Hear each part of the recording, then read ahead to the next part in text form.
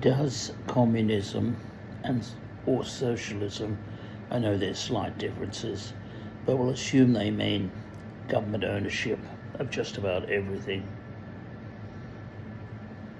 and government factories. Well, socialism does work, but only in the family and in small groups and in specialized groups such as army units, navy units, but it only works in small groups. The family is a socialist organization, at least the typical and good family is. People get helped by others, and the others get nothing special in return. Young children are very helpless and need help. We couldn't charge them money for getting help when they're 1 week, 1 year old, even 5 years old. So the family is socialistic. When the parents get old, the situation should be reversed in healthy families where the children who are now adults help the older people. No money is exchanged most of the time for the help. Now, that model, which is often the one that impresses females, can't be transferred to a nation state. That's the problem. If it could be, then we could have a system without banks, without money. People would just do things or give things or make things for people without expecting anything whatsoever in return. And things don't work that way because of human nature.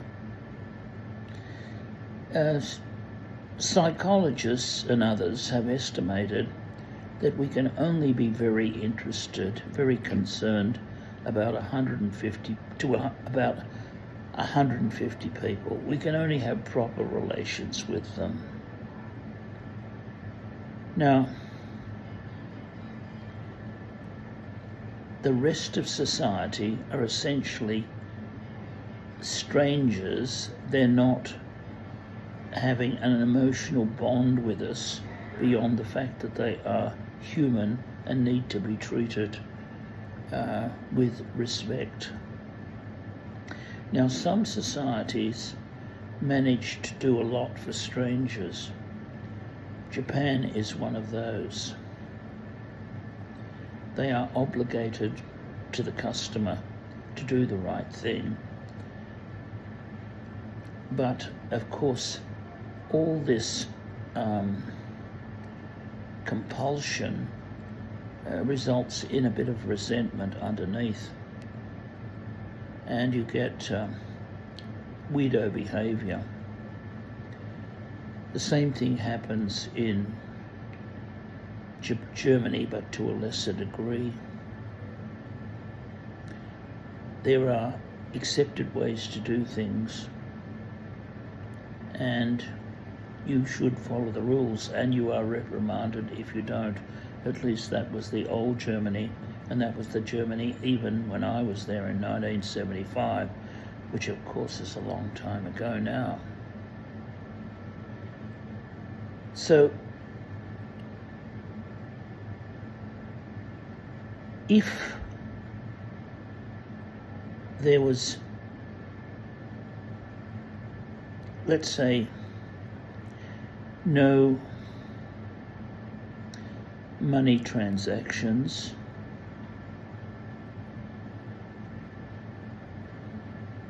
what would happen in society? would people be motivated to do something wonderful? Often the chance of a fortune is what motivates people to work hard to invent something.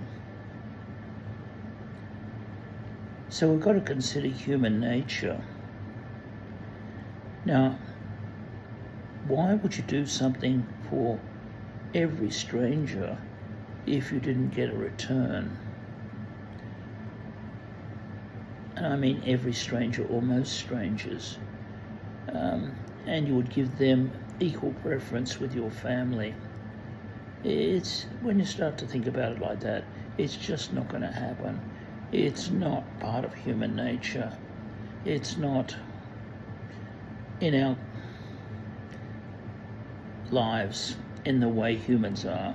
It's not what I'd call logical. But people think it is because they don't think it through. Now, that doesn't mean we shouldn't have some forms of safety net and socialism and government ownership. But it can only be a small part of the economy, in my opinion. That's called a mixed economy. So we will do things for people who are not able to look after themselves. That's a form of socialism, but we don't do it for nothing. People are paid, but they're not usually paid extremely well, except for doctors. People are paid extremely well for producing services that lead to fortunes, like stockbrokers are paid well, or relatively well, but welfare workers and even nurses don't naturally get high pay. Sometimes governments contrived to have them get high pay. Now, if you produce good cars, then you do make a lot of money. Maybe the margins are small, but you make a lot of money. Though businesses do fail, we know that. That's another issue. Now, why doesn't socialism work? I've explained that, but let me give another example. This is not my example.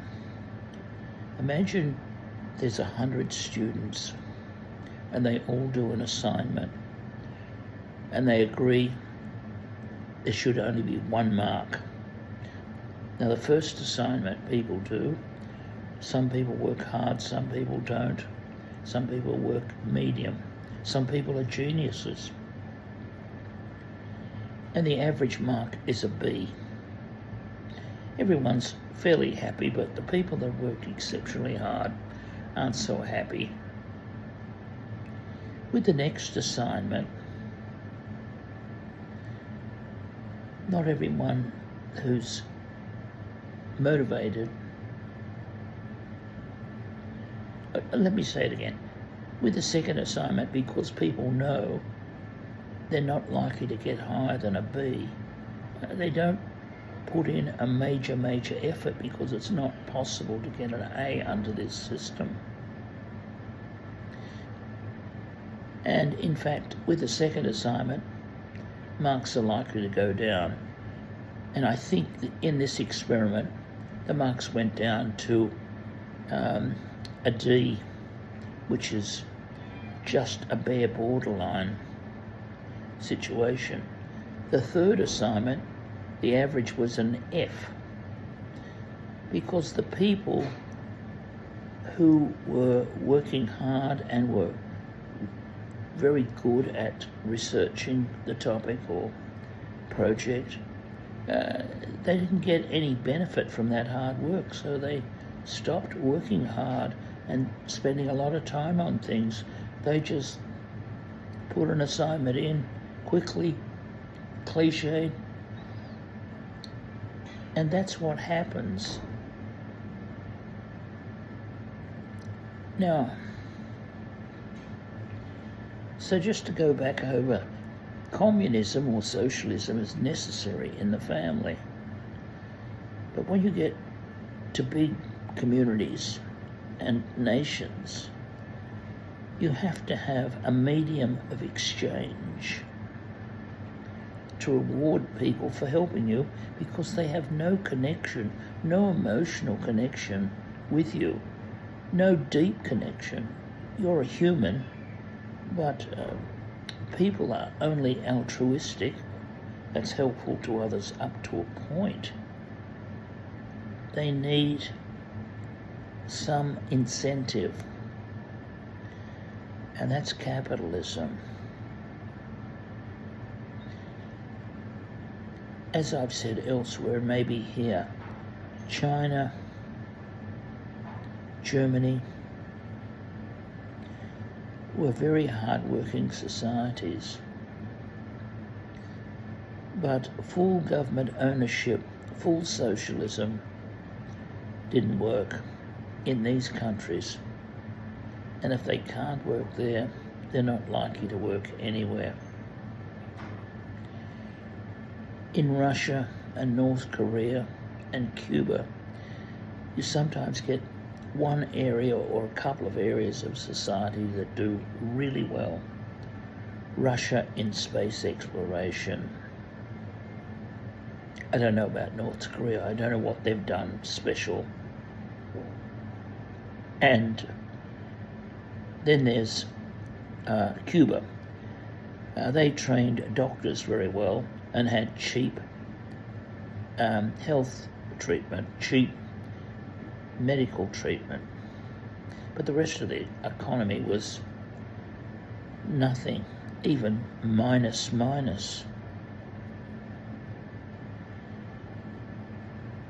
So capitalism is essentially controlled selfishness. That's in a good society. In a bad society, it's uncontrolled selfishness, where people break the rules, scam off other people, don't pay their taxes. So capitalism isn't perfect. But communism and socialism, that on first thoughts seems a great idea, when you probe just a little below the surface and think about things, it just cannot work. Thank you.